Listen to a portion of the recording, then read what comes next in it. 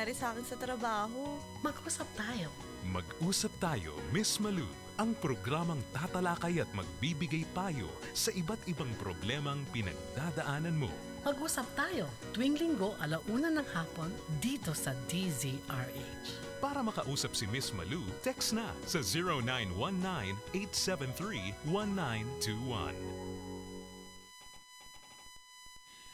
Magandang hapon po sa inyong lahat. It's 1:02 in the afternoon of November 6. Ito na naman po tayo, ang inyong life coach ng bayan, si Miss Malu Cervantes, sa ating programang Mag-usap Tayo, Miss Malu.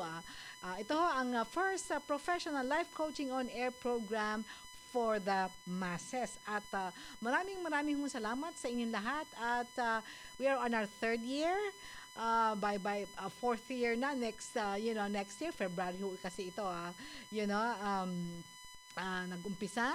Kaya maraming salamat for making us, top rating on time slot. Ayan ho, linggo na naman, makakasama-sama tayo. Dun ho sa mga ating new listeners, maraming salamat naman ho at napihit nyo. Sabi kasi nila, usually is the last 15 minutes of the program na sila nag-iikot-ikot ng dial sa radyo at baka sakali rin silang marinig na ibang programa at na tsempohan niya. Na-tsempohan nila na ako daw nagsasalita. So, may programa palang ganito. And henceforth, inaantay-antay na nila ngayon kasi ayaw daw nilang mahuli at ma-miss yung mga problema na tinatalakay ko. Kasi tamang ugmang daw sa kanilang swak daw sa kanilang mga na-experiensya kaya malaki daw ang tulong, no? Okay, tayo ho ay live every Sunday sa DZRH. Ayan ho. Kasi yung iba ho, natatandaan yung aking private hotline na binibigay ko. At doon sila nagte-text para talungin ako ng kanilang mga concerns. Pero ano nga ho pala, yung station, DZRH tayo ha. Now, pwede na hong live yung kaming panuurin. Of course, sa radyo is DZRH. Pero, pwede ho nyo ako mapanood na live din. Panood ha.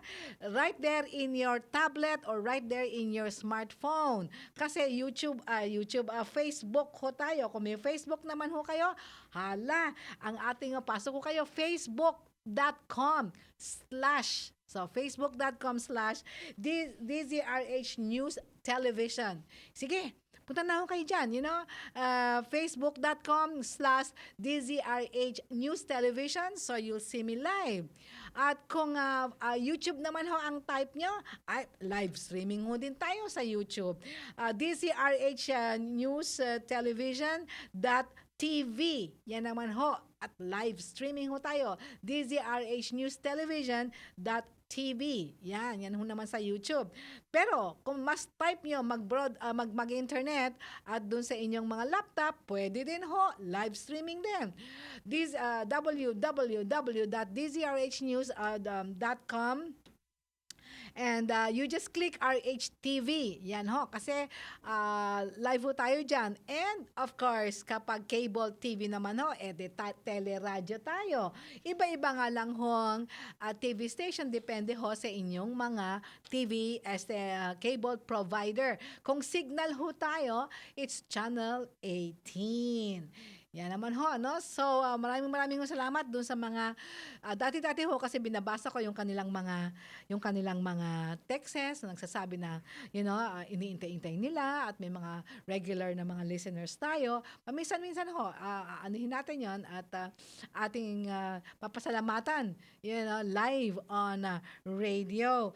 And so, umpisa na ho tayo, no? It's 1:06 in the afternoon. Yung hong palang private hotline ko, ano daw yung private hotline ko? Odyssey key, ito na. 0919-873-1921. Ayan ho. So, hindi ko ho masasabi na mababasa ko yon on air kasi less than 1 hour ho tayo kasi may mga breaks pa tayo pero ito ho ang aking pinangangako. I will answer you even though off air na tayo kasi private hotline ko ho yan any time of the day, any time of the week. Sinasagot ko lahat yung pumapasok sa na Texas, oh. Kaya yung ba nagugulat. Talaga daw palang ako'y sumasagot. Kasi, kaya lang 2 a.m. na. Kasi, dyan lang ako may panahon. At saka, hawak ko ho yung teleponong yan, no? So, ito ho ulit, 0919-873-1921. Okay. So, alam niyo ho ba, pag ako nagre-review ng pumapasok ng mga texts sa hotline na ito, I cannot help but think, sabi ko, bakit kaya madalas ko nang talakayin ang mga tinetext ninyo ay nagte-text pa rin na ganon ang kanilang mga problema. So, either bago lang sila, okay, bago na sila, okay, bago sila at ngayon lang nila napakinggan, kaya tawag nito, kaya ngayon lang nila tinatanong. So, yung mga tao hong ganito will be, sometimes may ibang anggulo.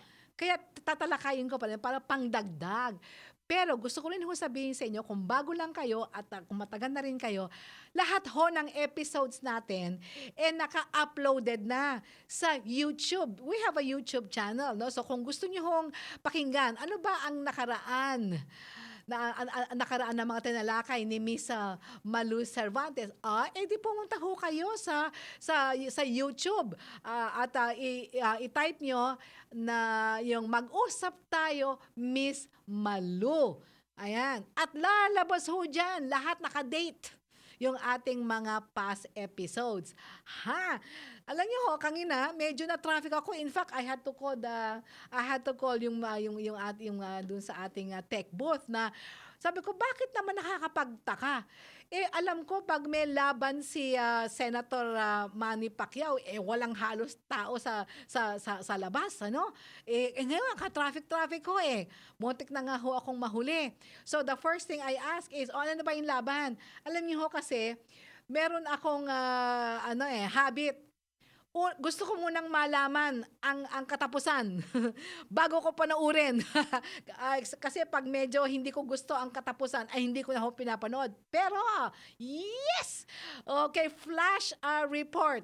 Panalo na po si Senator Manny Pacquiao. Yeah! Kontra kay American-Mexican challenger Jesse Vargas. Ayan. So, papanoorin ko yan pagkatapos ng programa kasi gusto kong malaman kung paano siya nanalo. Pero, okay, yung mga nanonood, I'm sure alam nyo na. Pero yung mga kailangan pa, mamaya pa, delay telecast. Okay. Basta masaya ako sa araw na to kasi nanalo ang ating kabambansang kamao. Ayan. So, naman, Senator, ikaw mag-retire na bilang isang champion kasi alam ko sa mga boxer habang tumatanda medyo tumataas na ho ang risk. Ayan, gusto ko naman tawag nito, undefeated kayo. Yan, parang si Floyd Mayweather undefeated, di ba?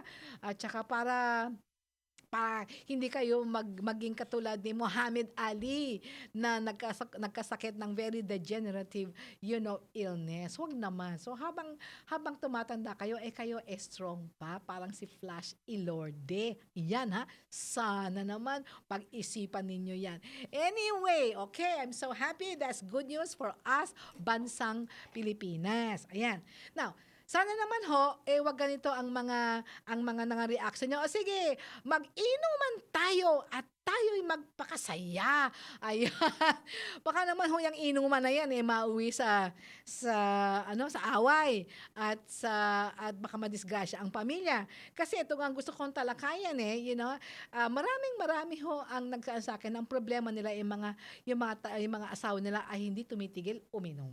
Ayan. tatalakayin ho natin yan, isang misis. Isang misis na, hindi naman niya ako sinabing pangalan niya, sabihin na natin, ano ba pwedeng gawing alias kay Mrs. Love ko? Okay, eto, sabihin mo sa akin, Okay. Mrs. Beauty hindi nga eh. Mrs. na hindi beauty dahil konsumido sa kanyang asawa. Sabi niya, araw-araw daw, ano na to, summary na ha, araw-araw daw umiinom ang kanyang asawa at sila'y nag-aaway. Okay? Kasi, eto sabi niya, buwisit na kapitbahay daw nila. Buwisit yung kapitbahay yung sinisi. Ang lasenggero yun, sabi niya, pero buwisit na kapitbahay daw. Kasi palagi daw siyang kinakalampag. Hindi talaga pinupuntahan. Hindi tinitigilan, tinatandaan hanggang di sumama sa kanya. Minsan nga daw, or madalas daw, humaharang na nga siya para hindi daw makaalis. Ang problema, eto, hinahawi siya at siya inasasaktan.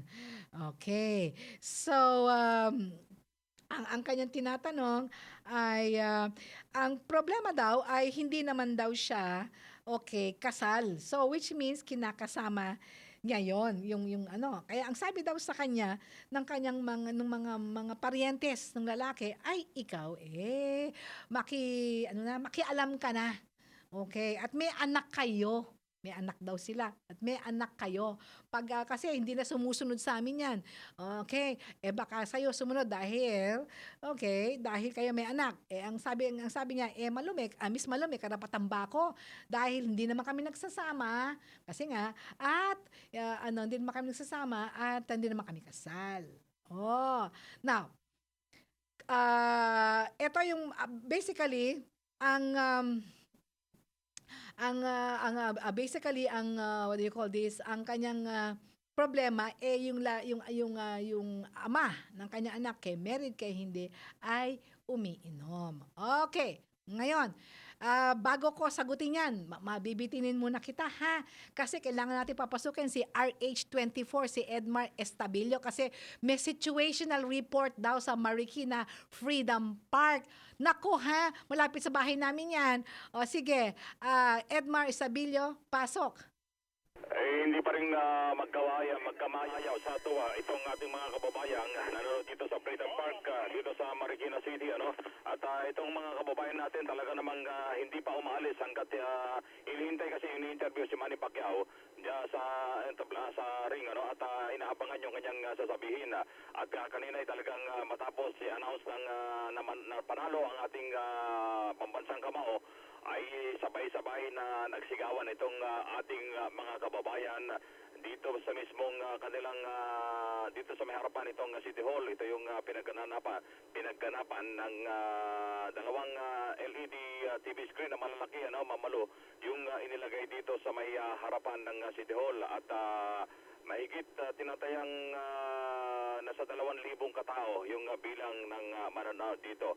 Pero ngayon, unti-unti na rin silang nag-uwian at tagumpay yung ating ang lamang na yung pagkatalo naman, ito na lamang yung kanilang kinalulungkot. Pero yung kay Pacquiao ay talaga namang tuwan-tuwa ating mga kababayan.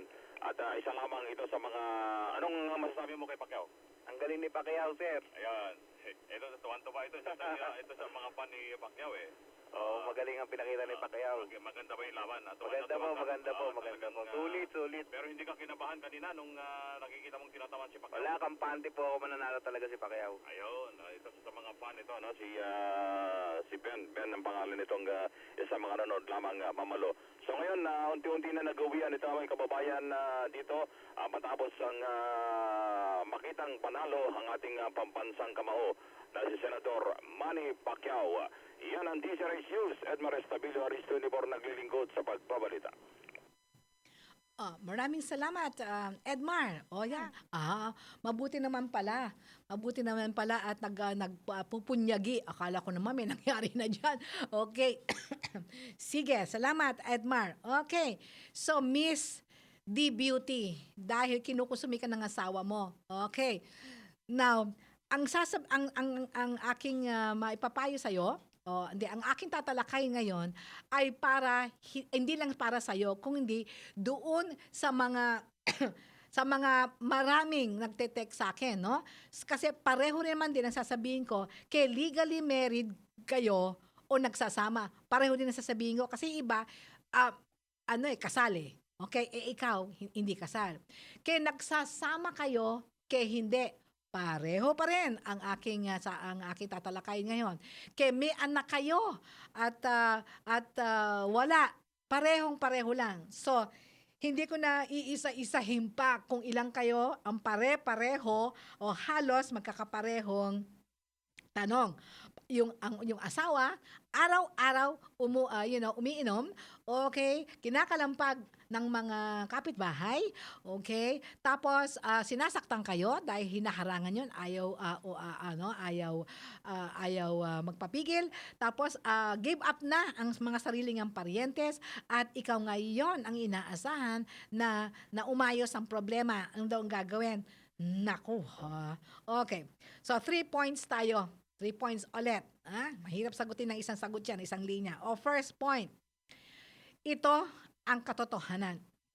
Drinking is a coping mechanism. Ang ibig sabihin, coping mechanism, ang pag-inom ay attempt. Ano ba yung attempt?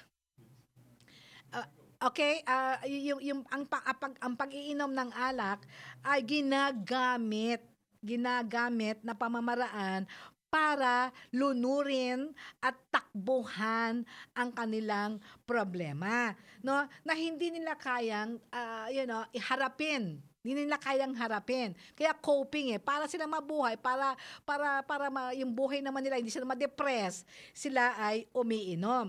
Kaya mataas ang probabilidad na ang pag-inom ng sobra ay isang simptomas ng mas malalim na problema, mas malalim na issue. Kaya, unless yung real issue, yung talagang malalim na dahilan bakit sila umiinom, hanggang hindi mo maswak yun o hindi mo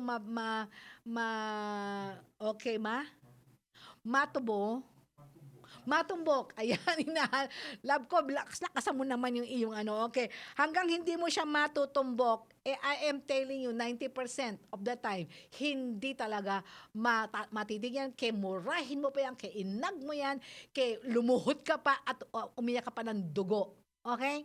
So, yan ang dyan. Kasi, alcoholism, ang isabi ng alcoholism sa Tagalog ay paglalasing. Yan ang isa leading addiction problem. Kala nyo, drugs lang ang nakaka-addict. Hindi po. Ang addiction problem, sabihin, anything. Ano man yan, substance, ang tawag na substance abuse, alcohol abuse, okay, even workaholism, miskin na sabi mo trabaho, anything na nakakasira na ng buhay kasi masyadong na extreme, okay, ay nagiging addiction na. So, ginagamit na lang yan ng pang-solve ng problema. Okay. Anong pruweba ko? Kasi gusto ko lang, magbigyan kayo ng tinatawag na proof. Pruweba ko na alcohol is yan ang commonly used, yung commonly used to mask. Ay sabihin ng mask, pagtakpan. Takpan ang tinatawag nating emotional issues. Okay? Ginagamit ang pagtakpan yan. Na hindi lang ang ordinaryong tao, even matataas na mga opisyales, okay, ng gobyerno. At even, it's very, very sad, na even some church leaders ng mega churches, okay, nagiging biktima ng alcoholism. Now, ang pinaka-latest, okay, kasi bago lumabas itong pastor ng isang mega church sa US, pag sabi mong mega church, 3,000 members at hindi mo, lalaki nun, ano? Okay, bago to lumabas, 2 years na palang may drinking problem. Bakit siya lumabas? Kasi siya'y pinababa ng pilit ng kanilang kongregasyon dahil sa pag-inom niya ng alak at at kailangan daw ma-rehab. So, he was sent to rehab. Okay? Now, doon sa rehab, siyempre, kailangan malaman na yung tunay na issue, bakit siya natulak sa unang inom niya, tapos hanggang sa lumala kasi akala daw niya, okay, kaya niya kasi pastor siya, excuse me, di ba? So what drove him to drinking? Sabi niya, ito, pressure pressure dahil sa ambisyon niya na yung maliit na simbahan niya palakihin niya katulad ng mga ibang malalaking mega churches na 30,000, 50,000 na mga membro. Guess what? Natupad niya yung gusto niya kasi yung siya ay pinababa, ang kongregasyon niya is already 30,000. Yun naman ang goal niya, yun ang kanyang namit. Pero ayan, okay, naging alcoholic siya. Okay, in short, stress at saka pressure, alright, ang nagtulak sa kanya. Now, so umamin siya, nagkaroon siya ng public apology sa kanyang mga congregation na sabi niya, nag-apologize siya na siya daw ay naging isang hipokrito. Kasi ang tinuturo daw niya sa pulpit ay, na hindi po pwedeng, in other words, no one can live the Christian life in isolation. Ang ibig sabihin, hindi po pwede kang maging malakas, very strong Christian in isolation na ikaw ay nag-iisa lang sa sasarilinin mo yung problema mo. Kailangan daw, meron kang accountability. Sasabihin mo sa asawa mo, sasabihin mo sa mga kasama mong pastor, para matulungan kanila. Yun ang tinuturo. Kasi daw, ang Biblia, totoo nga naman yon. Okay, pag sinasarili mo yung problema, sinasarili mo yan, lalo yang bumibigat. Yan ang tinuturo niya sa pulpito, no? Sa pulpit. Pero siya pala, hindi niya ginagawa. Kaya, sabi niya, patawanin daw siya at siya ay naging hipokrito. Di ba? Kung hindi pa siya na-force down, edi sira na siya. Sira na siya. Okay? So, ngayon, ang ating anuhin doon will be, ano ba yung second point? It's already 1:23 in the afternoon. Tayo ay magbe-break. First break ho. Huwag ko kayong aalis dyan. Babalik ko si Miss Malu Cervantes, ang inyong life coach ng Bayan. Bonding with the family pag may time. Try ng bagong recipe pag may time. Business pag may time. Dahil ang may pride, may time. Pride Power Wash. Tama sa washing machine. Tama sa mancha. Kasi may stain away formula, di ka kusot ng kusot. Tama ang bula, di ka banlaw ng banlaw. Tama sa motor, dahil walang chalk na pwedeng magbara. Pride Power Wash. Tama sa washing machine. Update pag may time. All you need is Pride. ACS. Loyal ka ba sa toothpaste mo? Sa blind toothpaste test, malalaman. Excuse me, anong toothpaste ang ginamit nyo? Eddie, yung lagi ko ring gamit. Unique pala. Mali tayo. Ayon sa research, 6 out of 10 Filipinos nagkamali din. Parehong nabibigay ng maximum fluoride protection, fresh breath, healthy gums at approved ng Philippine Dental Association. Parang toothpaste ko. Pero ang unique, mas affordable ang presyo. Mali na naman tayo. Dahil hindi unique ang toothpaste mo, try mo po. Unique, it's your toothpaste at your price. ACS. Di biro maging nurse, dapat marunong sa sakit at marunong ding mag-alaga. Yun bang may malasakit? Kaya pagdating sa bath soap, hanap ko, tulad ko, lalo't may pamilya ako. Kaya ang gamit ko, Shield Bath Soap. Galit ito sa sakit na dulot ng germs. May antibacterial na pareho ng sa leading brand. At may malasakit sa skin dahil may Shea Butter Moisturizer. May malasakit din sa budget dahil super affordable. Kaya naman approved ito ng Philippine Nurses Association. Shield. Galit sa sakit, may malasakit. ACS. Kapa ka ng kapa, sana di basa. Kapa ka ng kapa, kapa ka ng kapa, baka pwede pa, kapa ka ng kapa. Tigilan na ang kakakapa sa New Heaven Baby Diapers. Hindi ka parating nag-aalala. May TLC, Total Leak Control System. Ina-absorb ang wetness para iwas leaks. May adjustable tape at cottony cover. Wala nang kapa-kapa sa Heaven Baby Diapers. New Heaven Baby Diapers. ACS.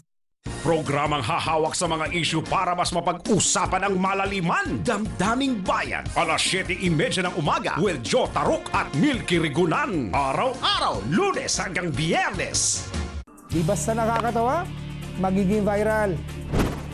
Di basta nakuha ang atensyon mo, magte-trending. Kaya manood ng programang gumawa ng ingay sa social media. Eto talaga ang nag-viral. Eto talaga ang nag-trending. Kasi nabalita ito sa DZRH News Television. Certified na marami talagang views, comments, at shares. TVN. Trending and Viral News.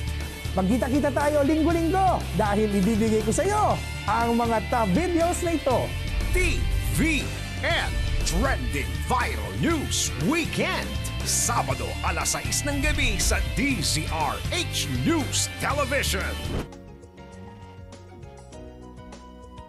Nagbabalik po. Ayaw. Okay. Nagbabalik po si Miss Manu Cervantes sa inyong life coach ng bayan. Abay, nangingilala na naman ang aking mga controls dito, no? Okay. Sige, it's 1:27 in the afternoon. Alright. So, sabi ko, ang ginagamit ang alak sa pagtatakip, no? So, ang pakalawang puntos natin will be, ano nga ba ang mga leading reasons? Ano ba yung mga top reasons kung bakit ang isang tao ay umiinom? Okay? Excessively. Hindi ho kasama dito yung paminsan-minsan lang, mga one beer lang. Aba, hindi ho. Ito, pag sinabi nating lasenggero at umiinom excessively, yung sobra, dysfunctional, ay nakakaapi, sumisira na ho ng buhay, sumisira ng pagsasama, at sumisira ng pamilya, at sinisira din ng mga anak. Yun ho ang magiging problema natin doon. Okay. So, maraming rason, pero I'm only going to give you 3. Alright? 3 lang. Top 3. Kaya kung isa man dito, I'm sure hahagip diyan. Miss Hindi Beauty. Mrs. Hindi Beauty. Okay. Yung una-una is, yun na nga, to cope. Okay? To cope with problems. Itong ginagamit din ng pag may problema, imbis na harapin, okay, ito, inom na lang sila. Ano yung mga problema na yun? Problems like stress. Okay? Like loneliness. Yan, lonely sila. Low self-esteem, yung mahina ang loob, hinihinaan ng loob, hindi nila alam na hindi ko to kaya ganon. Okay. Debt, ang sabihin, utang. Napakaraming utang na, maraming humahabol sa kanya. Okay? At pagkawala, loss, yung namatay ang asawa, hindi niya kayang harapin, pagkawala yon. Now, bakit ganon? Kasi alam niyo ba ang epekto ng alak? Okay, ang epekto ng alak doon sa kanilang tinatawag na central nervous system. Ito yung ating sa katawan, at ang dalawa ho epekto niyan extreme. Ang alcohol depende sa tao, it acts as a depressant. Ang isipin ng depressant, ito yung nagpapakalma. Kaya pag takot or pag hyper, pinapakalma. At the same time, it also acts as stimulant. Ang ibig sabihin ng yung stimulant pampahay. Okay. Yes, kaya ang resulta niyan disorientation, at ang resulta niyan ay yung pleasurable feeling. Sabi, okay, high ka, o di ba? Nakalimutan yung problema mo, high ka na eh. O di ba? Okay. So, yan ang unang rason. It is to cope with all of these problems. Pangalawa, tinatawag nating environmental factors. Environment, yung epekto ng kanyang kung saan siya lumaki, environment. Kapaligiran. Ayan, sabi ng asawa ko. Okay, yung kapaligiran kasama doon, modeled by parents. Ang ibig sabihin, lumaki siya sa isang bahay na walang ginawa yung tatay niya kundi uminom. So akala niya, normal yon. Ang lalaki umiinom kasi tatay ko umiinom. Ayan. So maling modeling yon. At ito naman sinasabi ni Mrs. D. Beauty, peer pressure. Ang ibig sabihin, peer. Sa kanya, kapitbahay, kinakalampag siya. Iba naman, barkada. Iba naman, sinasabihan, di ka naman kasi lalaki. Yung mga ganyan-ganyan. Alright? So, yan ang naging yung second, environmental problems. At yung susunod would be may mga certain personality characteristics. Nasa personality yan. Kasi lahat naman ng tao nagkakaroon ng problema diba? Yung anong problema nila, problema din naman ng iba. Bakit naman yung iba hindi tumatakbo sa alak? Diba? So may mga tinatawag tayong personality characteristics na na mas ang tawag doon na mas mataas ang tendency na gumamit ng alak. Ayan, kaysa sa hindi. Ano yung mga yon? Okay, I'll read to you the list. Aggressiveness. Okay, ano ba yung aggressive? Ito yung mapusok. Yan, mapusok. Pag mapusok ang personality, ito ang mangyari. Anxiousness, ito yung mga may nervyos, anxious, depressed. Okay? May tendency maging depressed. Difficulty saying no. Mahina ang personality. Very weak. Kaya pag sinabi, sige. Kasi hindi siya makasay ng no. Ayaw niyang masabi na hindi siya marunong makisama. Napakahina ng determinasyon. Ayan. Okay? Tapos, may tinatawag din tayong rebelliousness. Nagre-rebelde. Pag sinabi ng magulang, hindi pwede, pag hindi pwede, lalo nga gagawin kasi rebellious eh. Isa naman is hyperactivity. Yun ang hyper na hyper, yung tinatawag natin, high blood ka naman high blood, yun, hyperactivity. Alright? Thrill seeker. Sabihin, bored na sa buhay nila. Ayan, para humanap ng mga saya. Baka daw kasi nakikita yung mga happy, yung mga nag-iinuman. Gusto niya ganon. At yung opposite naman niya ay withdrawn. Ang sabihin ng withdrawn, okay, hindi ayaw makasalimuha. Since nag-iisa siya, wala siya makasalimuha, takot siya makasalimuha, o minum na lang siya. Kaya may mga ganyan. May mga tinatawag natin barkada drinking at may mga tinatawag na lone wolf drinking. Siya mismo, inaano niya sarili niya yung ng alak at siya tumutumba na lang. Okay. Yan ang mga rason. Marami pa. Pero yan ang top 3. One of these, I'm sure, Mrs. Okay, ang nag-uudyok sa'yo nung asawa mo, nakikita ko na sa, yung halos lahat yan yata, yun na applicable sa kanya. Now, ang pinaka-importante yung third point. And ang ibig sabihin niyan will be what to do. Anong gagawin niya? Kasi kaya nga, gano'n na lang ba yun? Diba? As usual, si Miss Malu magbibigay sa iyo ng options. Okay? Ang isa ng options, ano mga pwede niyong gawin. So, kayo ang magdidesisyon kung alin doon sa options na ibibigay ko ang kaya nyong gawin at gusto nyong gawin. Ngayon, lahat ng sasabihin ko mahirap. Bakit? Umano na yun, lumala na yan. Sana yung from the very beginning pa lang. In fact, ang tanong ko nga yung bang nag-steady kayo, lumiligaw ba umiinom ng ganyan yan ba't mo pa pinakasalan? Diba? Pero anyway, tapos na yun Tapos na yan. Sige, first option. Okay, kung ikaw ay kasal. Alright, so hindi to para kay Miss, pero kung ikaw ay kasal, okay? At meron kayong anak. Yan, mahirap-hirap yan. You fight for your marriage and family. Sabihin, fight for your marriage and family. You have to do everything in your power to help him. Sabihin, gawin mo lahat para matulungan siya, Okay, so ano doon will be, kailangan mong madiskubre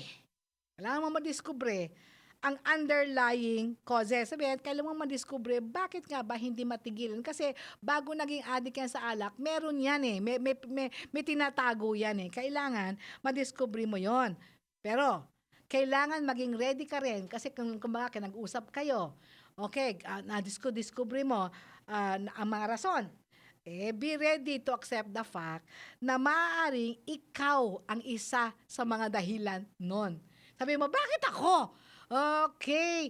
Yun na nga kasi ganyan yan it always takes two to tango. Yung mag-asawa, hindi lang isa may kasalanan. Although sabi mo ng 60% kasalanan niya kasi yung uminom siya, lalong lumala yung problema. Pero yung nag-udyok sa kanya yan, kasama ka doon dahil asawa ka. Okay? Kaya ihanda mo yung sarili mo pag sinabi niya, kaya ako nag-umpisang uminom kasi yung ugali mo, ganyan. Wag mong siyang awayin. Pag inaway mo yan, katapusan nyo na. Diba? So, be ready to accept that. Tapos, isuggest mo kung pwede kayong mag-counseling para kayo ay magkausap ng hindi nagbabangayan. Kasi kailangan dito, paano mo naman didiskubre? Hindi kayo mag-aaway. Nag-uusap kayo ng matino. Siyempre, kailangan mag-usap kayong matino, hindi siya lasing. Okay?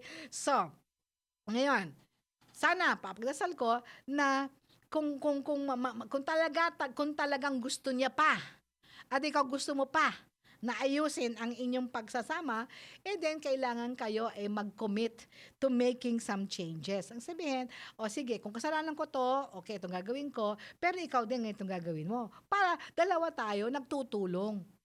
Hindi ikaw lang bago. Ako, hindi, kasalanan mo yan Hindi pwedeng ganon. Alright. So, para matulungan kayo, okay, mag-join kayo ng isang support group. Yung tinatawag natin recovery group. May mga simbahan dyan. There are some churches and some communities na mga tinatawag tayong mga recovery program. Okay, meron silang free counseling na binibigay ng pastor. At meron din silang tinatawag na mga ministries, mga recovery program. Diyan ako, yun ang ministry ko dati. I work with these types of problem. What sinasabi ko? Ang pinakamagaling na pamamaraan ay ipagdasal mo ang asawa mo. Pagdasal mo. Okay, ask God to supernaturally intervene. Ang sabihin, hindi ikaw ang magtutulak at bubwisitin siya para magbago siya. Hindi mo kaya. Mrs. Okay? Pero ang Diyos kaya. So, isurrender mo siya sa Diyos, ipagdasal mo siya kung kailangan araw-araw, but be prepared also. Ito mahirap. But be prepared also kung anong pamamaraan ang gagawin ni God para baguhin siya. Okay, akala mo babaguhin. Chuk! Hindi na siya mainom. Ayos. Hindi po ganon. Maraming pamamaraang ginagawa ang Diyos na katakataka para sa atin. Example, isang pamamaraan ay, okay, siya ay magkaroon ng matinding sakit. Matinding sakit, therefore hindi siya iinom, di ba? Para matuto siya. Kaya mo yon, na serious illness ang ginamit ng Diyos para siya ay matauhan. O kaya naman, alam mo, I'm talking from experience, ha? Ito yung mga nakaka-counsel namin. O kaya naman, aksidenteng matindi. Yung aksidenteng matindi, hindi siya makainom. Okay? So, nagre-recover naman sila, pero matindi. Okay? Yan ang umanda ka lang, hindi yung always, very nice. Tinigil ng ganun, naku, wala pong ganun, okay? Okay. Tapos, pagdasal mo rin ang sarili mo na sana matanggap mo na meron ka rin papel na ginampanan doon. At ikaw rin ay babaguhin ni God para maging maayos kayo. Hindi lang ang pagdadasal mo asawa, pagdadasal mo din ang sarili mo. Ayos ba? Okay, Mrs. Tandaan nyo. Okay, pangalawa. If it doesn't work, kumbaga, walang nangyari. Alright, ito, second. Humiwalay ka muna. Okay. Sabi ni Mr. pwede hiwalay na tayo. Hindi humiwalay ka muna. Ang ibig sabihin, temporarily muna. Okay, live with your parents. Mahirap kasi, medyo yung Tagalog ko ngayon, ang pipilipit. Okay, live separately from him. Okay, at tumina ka dun sa mga magulang mo or magsarili mo lang kayo ng mga anak nyo. Anong objective? Ang tawag natin doon ay redemptive. Redemptive para baka sakaling mas-save pa. Ano ba save? Maligtas. Okay, ma-save ang inyong marriage. Maayos kasi baka bigla siyang matauhan. That's the point. Baka matauhan siya na naku, mawawalan pala ako ng anak. Mawawalan ako ng asawa. Ayoko nito. Yun, kailangan ng gulpi di gulat ang ibig sabihin. Okay, mapipilitan siyang huminto. May mga kasong ganyan, napilitan huminto kasi ayaw mawala sa kanya yung mga asawa at anak niya. O di ba? Pero kinalimutan yung barkada. O yun ang pala, di maganda, di ba? Yun ang epekto na hiniwalayin muna siya temporarily.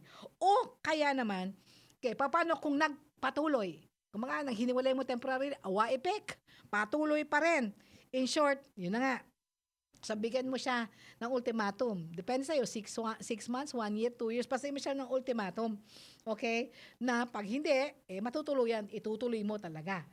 Ngayon, pag itinuloy niya, okay, ayun na. Dalawang bagay lang yan. Tuluyan mo na siyang hiwalayan, magsarili kayo mag-ina, maghanap buhay ka, buhayin mo yung sarili mo kasi useless naman, puro problema naman ang binibigay sa'yo. Di, mamuhay ka na lang mag-isa. At kung kakayanin mo, okay, ikaw mag-file for annulment.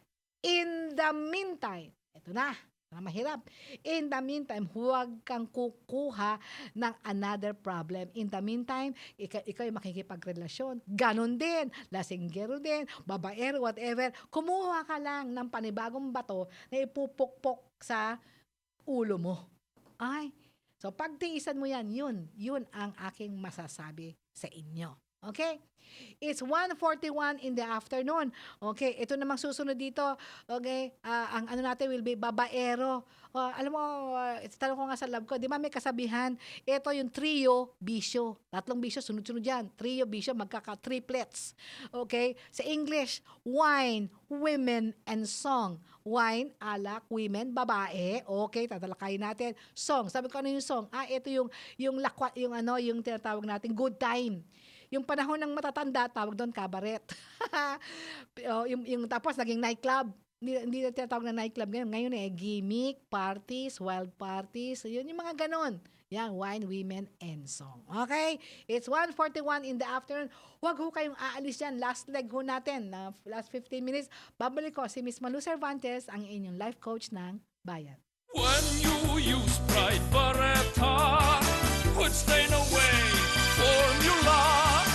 Goodbye ang tumit mancha, sila'y magpapaalam na.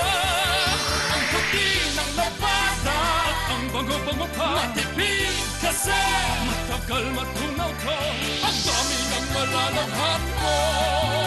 Goodbye tumit mancha, hello Pride Baretta.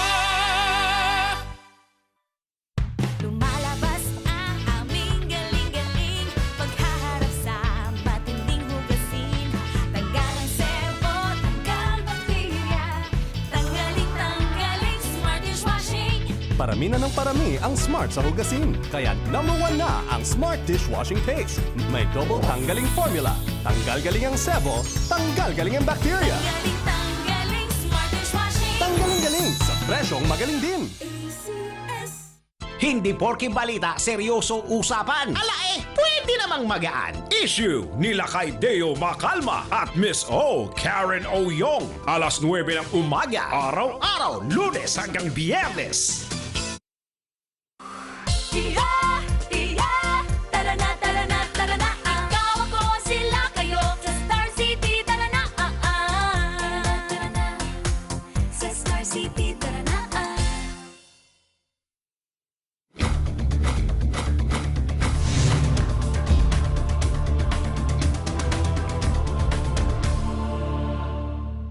Trending ngayon sa social media ang video ng isang lalaking nakasakay sa motorsiklo at tila nag-aangas sa gitna ng kalsada. Makikita sa video footage na mayroon ng halos 1,000,000 views na nag-counterflow ang lalaki nang makasalubong nito ang isang sasakyan at tila napikon pa ito kaya't nag-dirty fingers sa kasalubong kahit siya naman ang nasa maling lane. Mistulang nawaw mali naman ang nag-aangas na lalaki nang lumabas ang sasakyan ang kasalubong at maaaring kawani ng pamahalaan ang nasa loob ng sasakyan. Napaupo na lang sa kanyang motorsiklo ang lalaki at humingi na lamang ng tawad sa inaway na motorista. Para sa MBC Network News, RH44, Vien Daclas, naglilingkod sa pagbabalita. Balitang bubuko sa mga itinatago ng mga politiko at mga kilalang tao. Espesyal na balita nila kay Deo Macalma sa pangunahing balita alas 7:25 ng umaga. Paano ba nagsimula itong nose lifting na ito?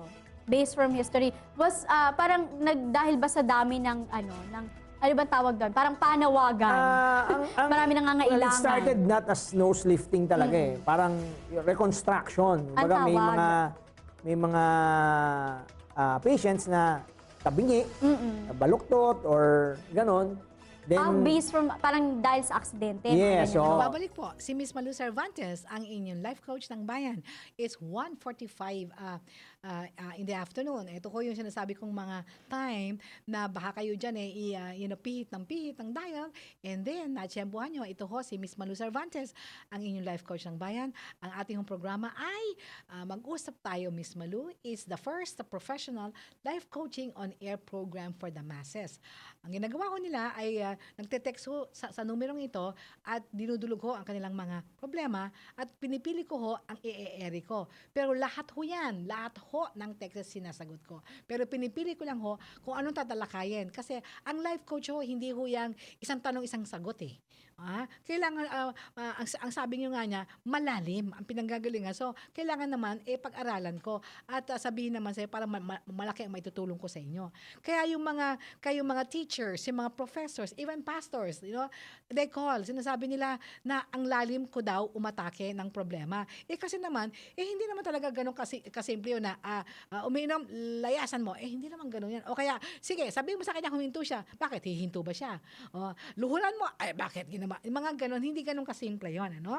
Okay, so, every Sunday ho tayo, 1 to 2 p.m. Ayan ho.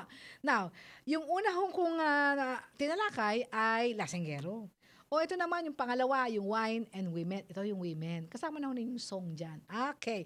Siya naman daw ay married for 14 years. Can you imagine? 14 years? Ay, naku. Tato yung mga anak, mga preteens. No, kasi ito mga ano na ito, malapit na mag-teenager to. Tsaka meron siyang maliit na bata na anak. Tapos pareho silang 37 years old. Hindi to bata, love ko. 37. Dapat nga, mature na yan eh. 37. Okay. Yung asawa niya high school graduate at walang regular na trabaho, mekaniko at saka nagpipintura ng kotse. Yun da. Pero hindi regular yon. Siya ay college graduate at may regular trabaho sa opisina. So, professional siya. Love ko, professional. Okay. Sila ay palaging nag-aaway. Madala silang mag-away. At ito kamo ang pinagtatalunan nila. Okay, yung mister niya nag-uumpisa sa textmate. Ba? Sabi kanya una, ba't ka ba nakikipag-text? Kasi bored daw siya. Bored. Kasi hindi siguro regular ang kanyang trabaho, pero bored. Okay, nagte-textmate daw. Kaya nakikipag-text, so may textmate. Ang mo nito will be, nakikita na. Okay? Before she knew it, kabit na. Okay? So, dati, na-hurt lang siya verbally kasi nag-aaway sila kung doon mo sa sama salita. Emotionally na. Yung bandang-bandang huli, na-hurt na siya physically, nasasaktan na siya. Nako, in fact, last month daw nagkaroon siya ng miscarriage. Ano ba yung nakunan. At nasa na magaling na asawang niya. Nakunan ha. Yung anak lang daw niya na hindi naman adult ha. Yung pinakapangalan hindi adult. Hindi pa nga teenager eh. 'Di ba? Ang nag-asikaso na sumama sa kanya sa ospital. Anong ginagawa ng magaling na lalaki? Nakikipag-swimming sa mga kaibigan, kuno niya, kuno. Diskumpiyado na nga daw siya. So, ito yung words niya. Ito ang aking sasabihin, word for word. Feeling ko ako na ang pinakatangang tao. Okay, pinakatangang tao, feeling daw niya yun. May pinag-aralan naman ako, pero pagdating sa kanya, ang tanga-tanga ko. Naiisip ko na, siguro nga ako lang nag-conclude na okay pa kaming mag-asawa, but ang totoo ay hindi na pala. Paano ko ba matutunan na pagkatiwalaan siya ulit? At kung niloloko pa ba niya ako ulit? Kasi yun daw, ang another problema niya is sa text lang daw niya kayang awayin yung asawa niya. Takot daw siya sa harapan. Kikipag-away ka sa text, ang hirap ata, kaya i-text lahat yung gusto mong sabihin na. Kasi takot daw siya. Tapos, 5 months ago pa, yung huli nilang away, 5 months ago. At ngayon daw, parang napapansin niya na nagpapakita na ng affection sa kanya ulit. At sabi daw sa kanya, in a way, inamin, love ko. At sabi daw sa kanya, na nakipag-break na daw siya doon sa babae na naka-textmate, na nakipagkita siya at naging kabit niya. Pero hindi, still doubting pa siya. Pero ito yung sinabi niya. Yung last, itong babaeng ito nakipag-break, na-insulto daw siya. Kasi she found out na kasambahay pala. Okay. Insulto daw siya. Sa insulto niya, tinext na yung babae. Yung babae pa daw ang nagalit sa kanya, ininsulto siya. Kasi tinext mo 'di ba? At pag uwi daw ng asawa niya, inaway din siya. Kinampihan si kasambahay. Nako, tema. Ano daw ba gagawin niya?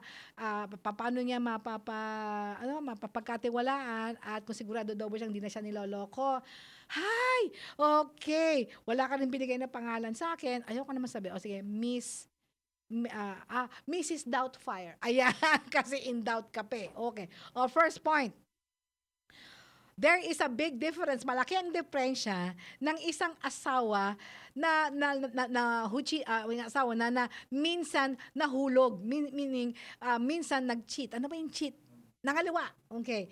Malaking diferensya ng asawa na minsan nangaliwa dahil sa dahil sa isang kahinaan, pero, okay, nagrepent. Aming sabihin, talaga nagsisi at siya ang gumawa ng paraan para yung tiwala sa kanya nung asawa niya ay bumalik. Siya ang nagpakahirap dahil in-acknowledge niya na nasaktan niya ang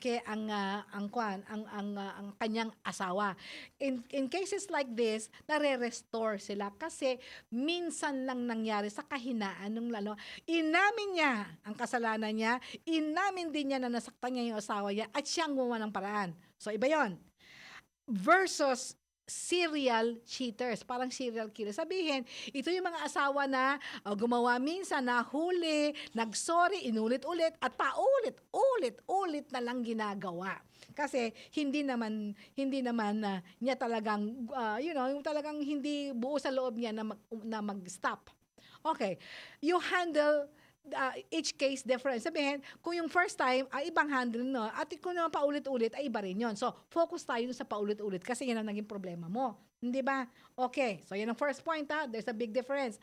Okay. Hindi pareho ang pag-handle doon. Okay. Second point. Okay. Para maintindihan natin, ba't ang isang lalaki ay nangangaliwa kasi walang pinipili yan eh. Makikita mo, ang dami nga namin nahawakan na kaso. Will be, pag saksakan ng ganda ang asawa, kinaliwa. Ang pinalit, nako, opposite. Ang bumubuhay ng pamilya yung babae. Aba, nangaliwa pa. Wala nga nang siyang contribution, ganun pa. So, okay, kailangan natin intindihin bakit nga ba nagkakaganito. Okay? Para natin again, just like pag-iinom, paglalasing, may mga dahilan na mas malalim yan. Hindi lang, oy, mangangaliwa ako bukas. Hindi ganun yun. Okay? So let's go to tinatawag nating siyensya. Meaning, okay, psychiatrist. Ito ang study na ginawa ng mga psychiatrist. Okay? Top 3. Marami to, pero top 3. Yung unang-unang is, yung asawa, dahil ang tingin niya sa sarili niya ay mababa, dahil malaki ang depression na ng asawa sa edukasyon, yung babae, mataas na pinag-aralan, siya, walang pinag-aralan o mababa. Okay, successful yung asawa, okay, at siya hindi. Yung asawa, ganyan. So, in short, hindi tabla sa tingin niya yung laban, okay? So, nangaliwa siya to have control and power over the relationship. So, ginagamit niya yung pangangaliwa, okay, para the ball is in his court. Kasi alam niya, masasaktan yung asawa niya. So, nakaganti na siya. Okay, miskin mabait yung asawa niya. O kaya naman, ipinakikita niya na siya ang may hawak sa relasyon para magmakaawa yung asawa sa kanyang tumigil siya.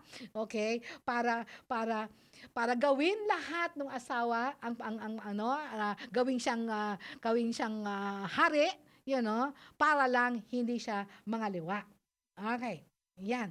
At gawin lahat, magpakahirap yung asawa na to win him back para hindi na siya, yan, nagpa-power trip siya. Kasi wala siyang feeling niya sa utak niya, wala siyang power dahil malaki ang depression nila. Yan ang kanyang solusyon. Di ba? Love? Yan. Now, kasi sa utak niya will be, ngayon ko lang maipakikita na, na capable pala ako na nagkakagusto pa sa akin. So, magaling akong lalaki dahil meron pa lang nagkakagusto sa akin. May umiibig pa sa akin.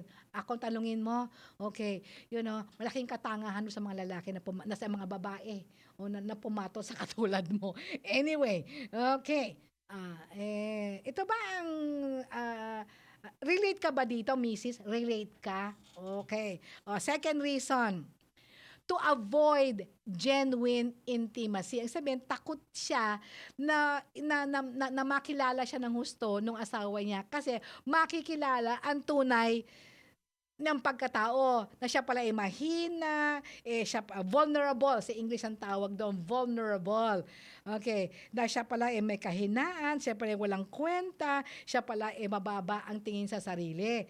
Okay, better na magkaroon ng relasyon sa ibang babae outside of marriage kasi hindi niya na kailangan ipakita ang tunay na pagkatao niya. Pwede siya magbalat kayo. Okay, magbalat kayo. Okay, 156 na eh. Okay ba? Okay. So, madaling makipag-break sa kabit. Okay? Sa kabit kesa, sa kabit at textmate kesa asawa. So, ayan. Sinasabing ganon. Diba? Okay. Rene, kung papapasukin ko si Sherwin, mag-overtime ako. Okay? Pasukin ko? Sige. Sige, wag ho kayong aalis diyan at mabibitin. Tayo at may anong gagawin niyo no, sa mga babaero niyong asawa kasi meron daw okay, pasok na lang po. Sige, papasok natin si Sherwin Alfaro kasi may special report sa San Marino event sa Robinsons Magnolia. Pasok, Sherwin, RH6. Medyo maingay dito sa area ko, Miss Malu. Ay, dinig ba? Live tayo dito sa may Robinsons Magnolia, dito sa Quezon City, kung saan ginagawa yung mga indoor challenge ng San Marino Tuna. At ngayong hapon, kasama natin si Mr. Paul Alvarez, ang account manager ng CEO, ang makers ng San Marino Tuna.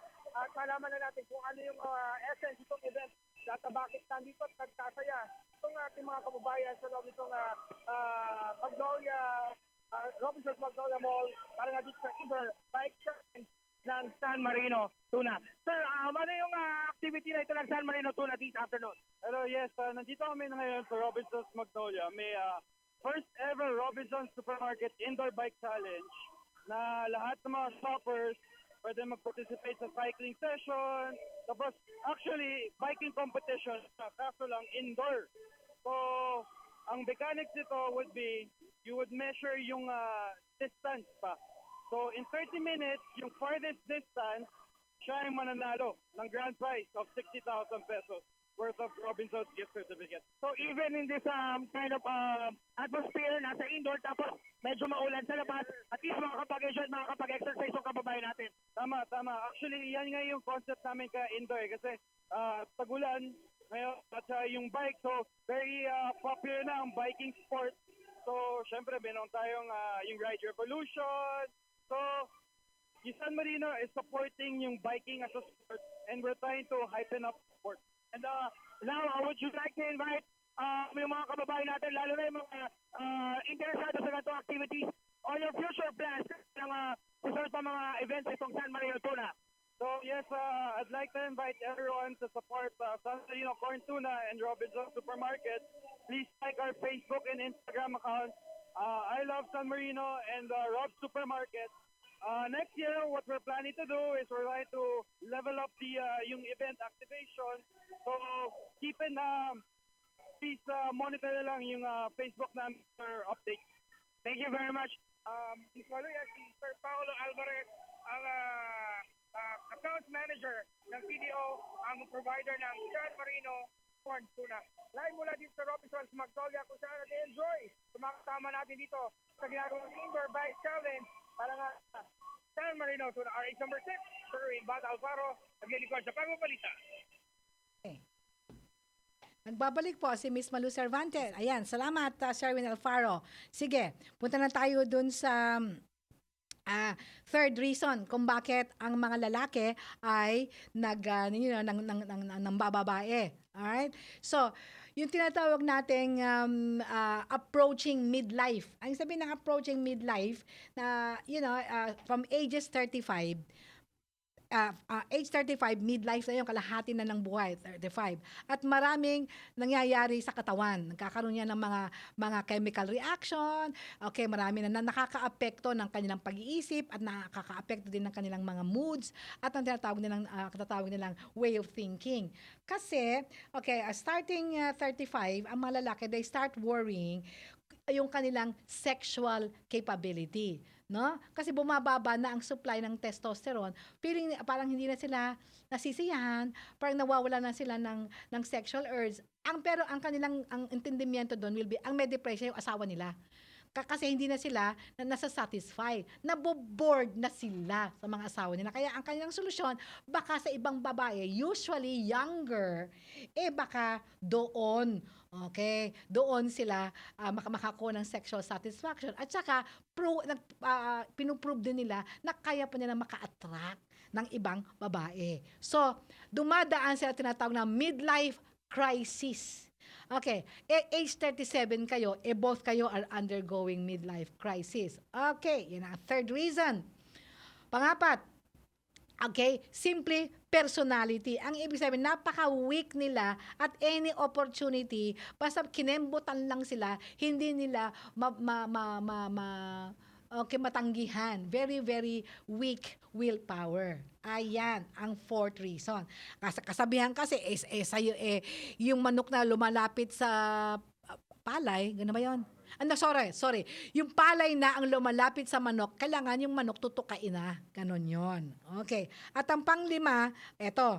Okay, kasi wala nang masyadong variety sa kanilang marriage. Sasabihin, 14 years na kayo eh. Kung pare-pareho lang, sabi niya, ay naku, nakakabagot, 'di ba? Parang wala nang excitement sa love making. Ang problema, binibigyan nila yung responsibilidad doon sa asawa lang nilang babae na gawing exciting yung kanilang love making. Sila may ginagawa ba sila? Parang lahat ng problema kaya sabi nila, humanap na lang ako ng ibang partner kasi pag iba din siguro. Ibang lasa. Sabi nilang ganyan. Okay, maraming rason, yun ang top 5. Now, bumabaksak ba yan, yung magaling mong asawa? Yan, tanong ko sa'yo. Third point, ano ngayon ang gagawin mo?